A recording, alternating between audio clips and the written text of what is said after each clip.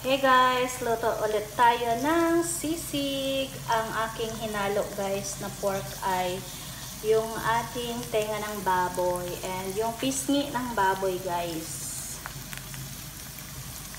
Pisngi ng baboy. So yummy yummy. So yung egg ko guys. So i-mix na natin yung egg natin. Sisig, tumalsik na. Tumatalsik na. Hinaan natin ang apoy guys. Tumatalsik ang aking sisig.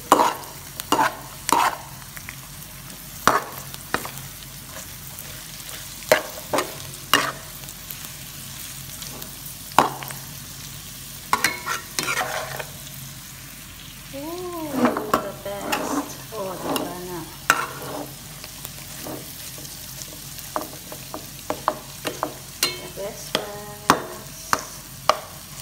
Spicy.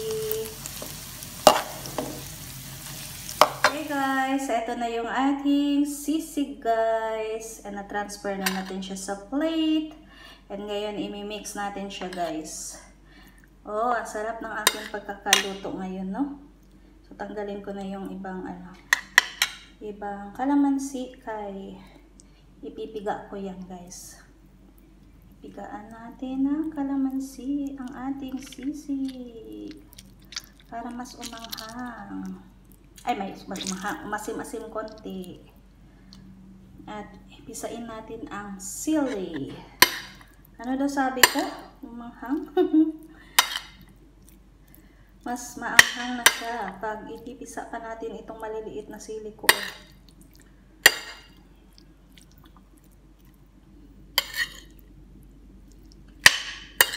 So, mix ko na lang.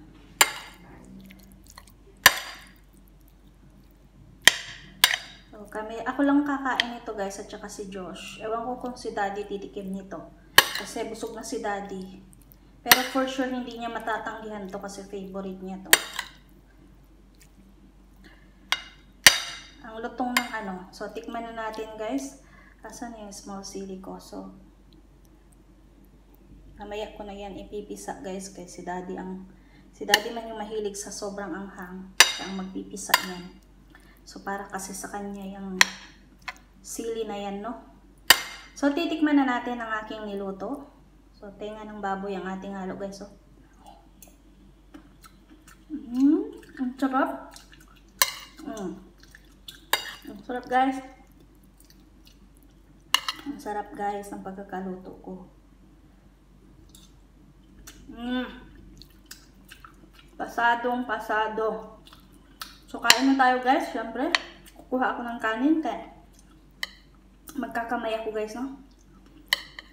Magkakamay ako dahil masarap ito sa kanin. The best. Asa na yung sili natin kaya? Pipisain ko to guys. Para medyo mas maanghang pa.